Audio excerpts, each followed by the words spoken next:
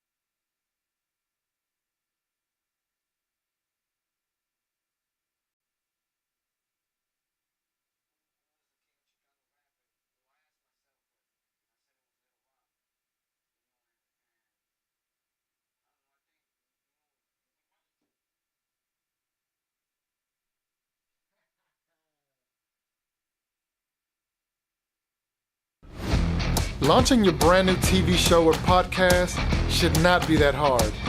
Let the professionals do the hard part while you focus on being a star.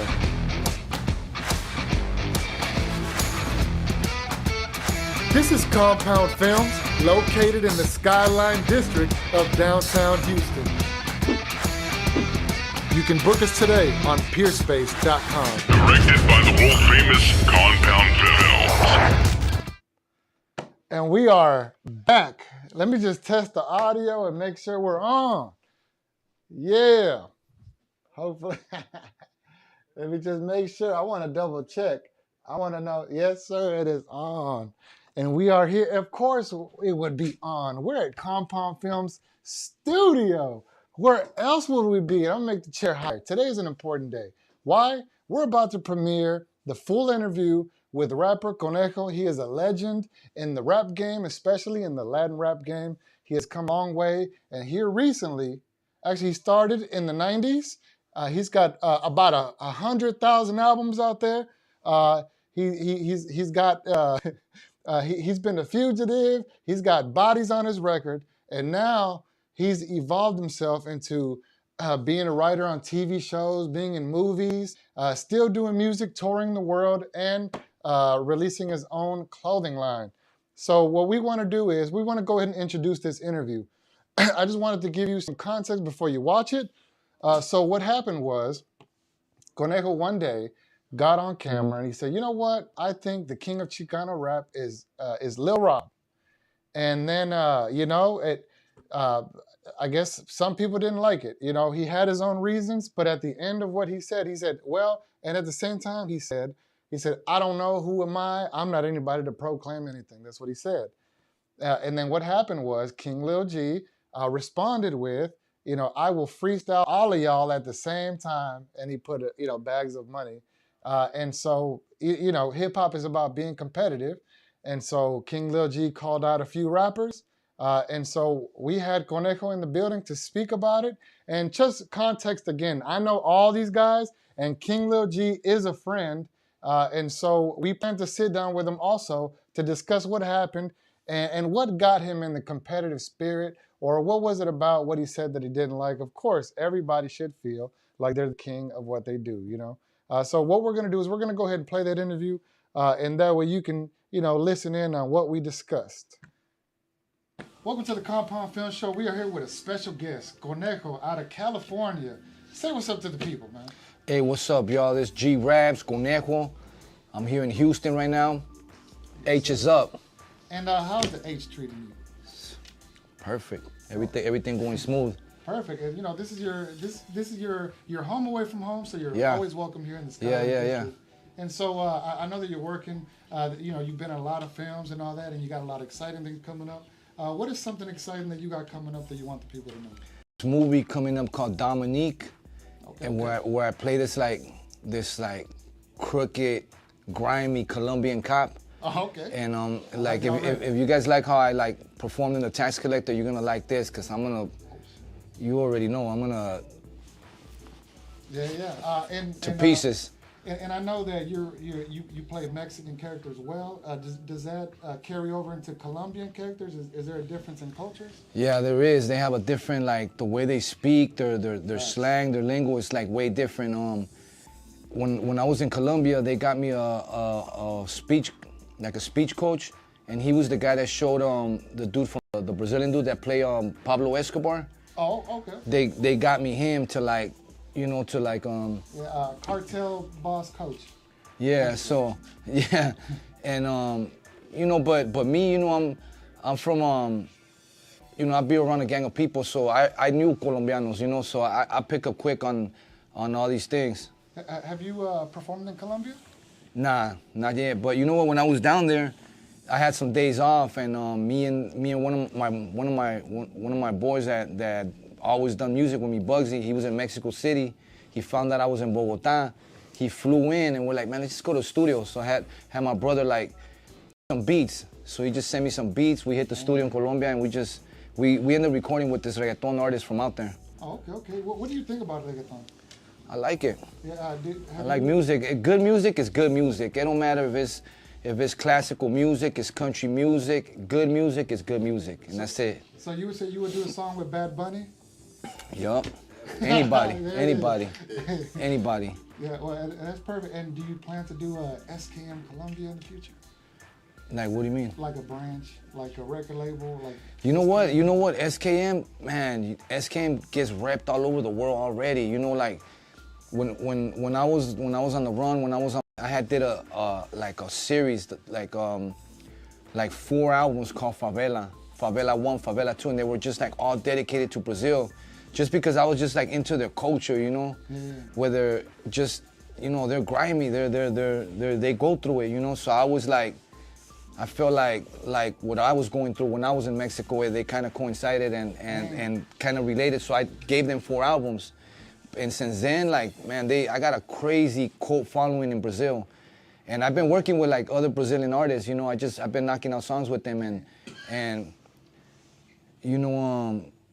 so what you asked, S-Mob all over. No matter if I touch down in London, I already got a team in place there. I got homies all over the place, Bars ready. On the East Coast, I go to New York, SK Mob NYC is already right there waiting for me. And it's the same right here, in Texas, I got my SK Mobs already right here, Nice. Especially in Houston, All the way to downtown Houston. Yeah, downtown Houston. With a ton of that. In terms of music, do you ever, did you ever get burnt out on music and say, you know what, I'm tired of doing music, I don't want to hear another beat, I don't want to look at another pencil?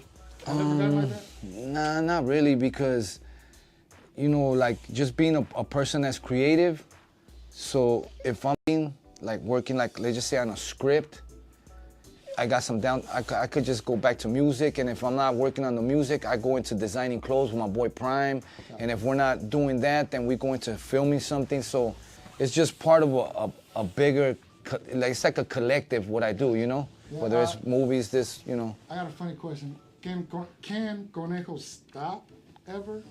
Is that possible? You know what? I'm gonna tell you something. I met on like me, my family. They there's a lot of construction workers in my family, right? Yeah. Like foremans and you know and I met a lot of guys that retire, and they always tell me, but they can't stop working, and then and they feel like if they stop working, they're dead. Their body's just gonna they start getting ailments, and they get weak, and they just fall off. And I seen that in a lot of the women in my family, like.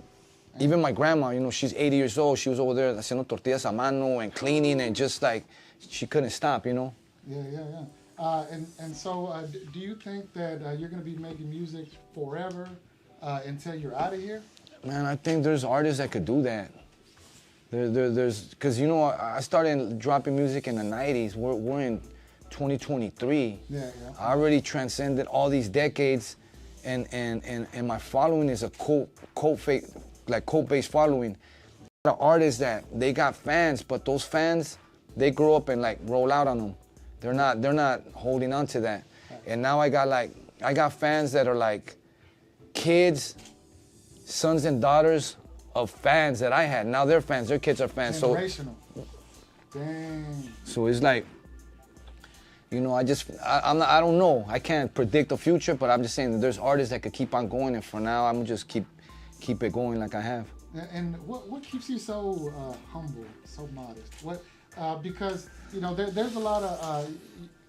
I think if someone were to ask you, man, who's the best? You're the kind of person that just give it to someone else. What makes you? I just did that. I just did who was the king of Chicano rap, and well, I asked myself, and I said it was Little Rob, you know, and I don't know. I think you know Why didn't you say you though?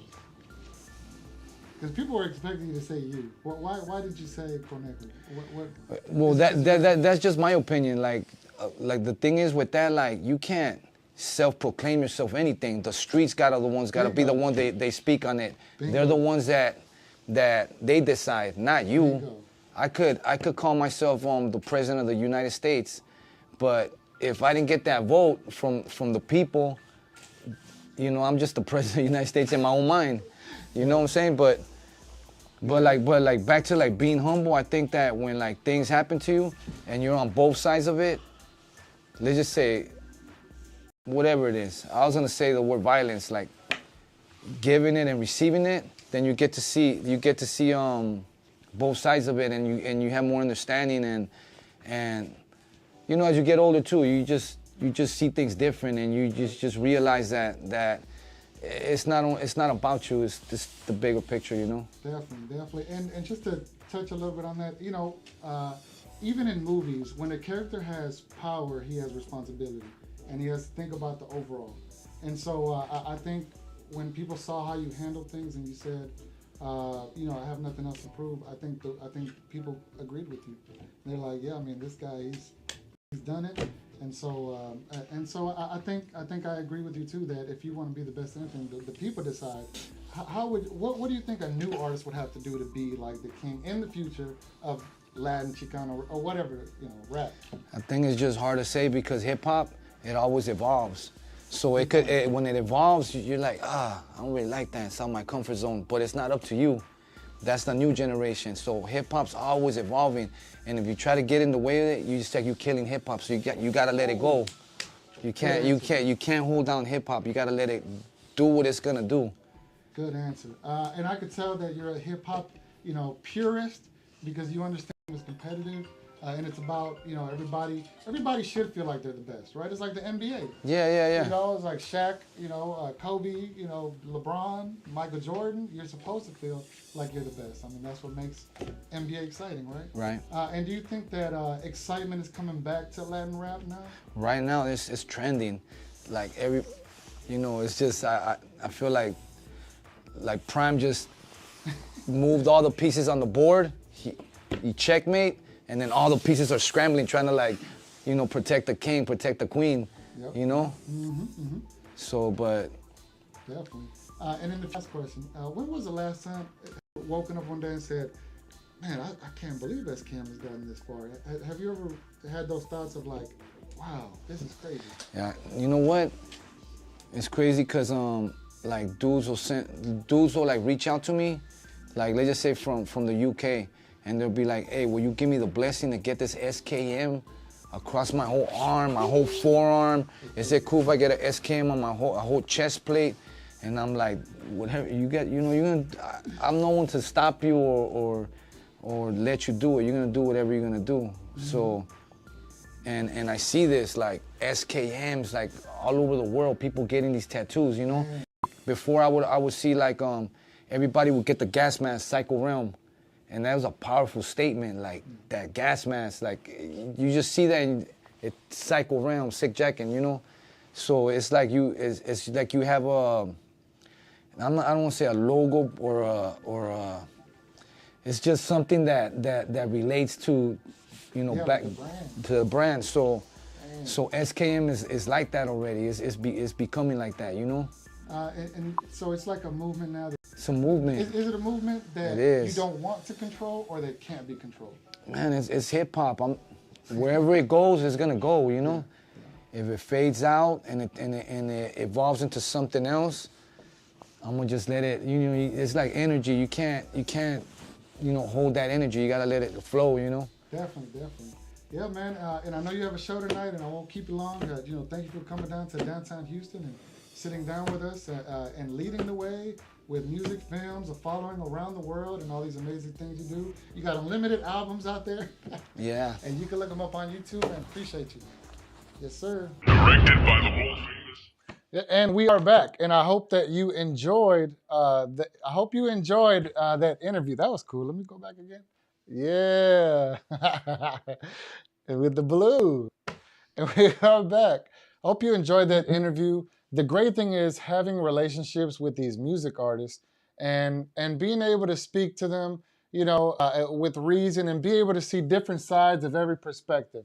This game is supposed to be competitive, and that's what makes it exciting. As long as we keep it on music, then hey, we might be attracting fans back to Latin rap or looking into these artists and actually discovering some of their history. You know, if you actually dig on Conejo, you'll see that he goes all the way back to the 90s. And he has a rich history. He has an interesting podcast, and he's actually been in numerous films and numerous TV shows.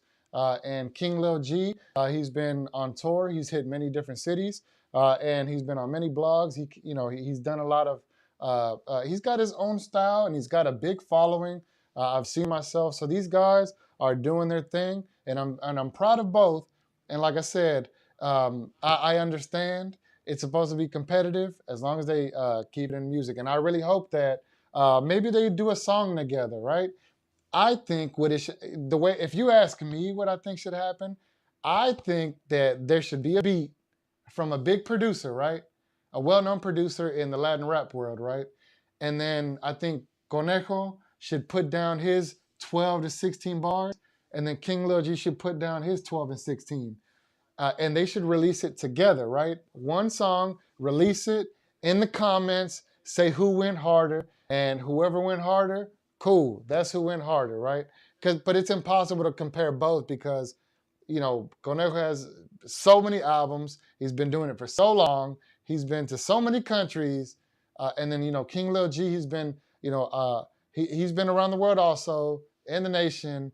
You know, Conejo's in movies, King Lil G, you know, he does his music. He's in the marijuana business, and he's doing pretty well. It's very different. It's hard to compare, but they're both doing their thing, and I hope that they both continue to win. But like I said, if you ask me, that's what I would do. I mean, I think that's what the fans want to see.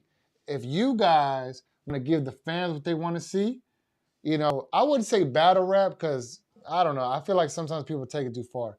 But give us your best 12 or 16 on the same song and let us hear it, and we'll decide, and then maybe we'll make it exciting, like the winner gets this or whatever. It's just fun. Just give the people what they want. Did you guys enjoy that interview? I said, we up next. Look out for our TMP, who recently signed Yes, sir. Ab Da Vinci, we bring more credibility to Hispanic, Latino, Chicano rap culture. And let's be clear. Do I like to put rappers in categories? No. The only reason I think we should be mentioning Latin, Chicano, these categories is because there's so much history in it, and we're just trying to get into the history. I don't think we should keep it boxed in. Whatever they did before to open the doors for all of us, that's what they did. It can't be replicated. That was the blueprint at the time. And so that's why I say, it's good to talk about it. Hey, when I started digging, I found some cool stuff. I even, I don't want to call it screwed and chopped, but I slowed and chopped some of his old stuff just to see what it'll sound like, and it sounded pretty cool. But that's my time. This is Compound Films here at the beautiful studio in downtown Houston. I'm so happy to be able to bring you these kind of interviews, and you can only expect the best, and you can only expect more. Thank you for tuning in. I'll see you next time. And by the way, if you're interested in doing a show just like this, we are doing a special 5K, 5,000 gets you unlimited access to do this right here for the remainder of the year, 2023, in downtown Houston with the buildings. If you got 5K, then you got you a new home for the rest of the year. And guess who's gonna produce your show? Me. I'm gonna be the producer of your show, and I'm gonna be there to help you, and I'm gonna have things ready for you, and we're gonna make this thing look good, as you can see. Let me know. The deal expires on Monday. Good night. Launching your brand new TV show or podcast should not be that hard. Let the professionals do the hard part while you focus on being a star.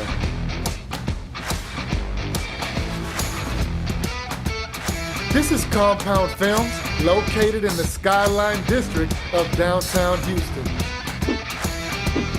You can book us today on peerspace.com. Directed by the world famous Compound Film.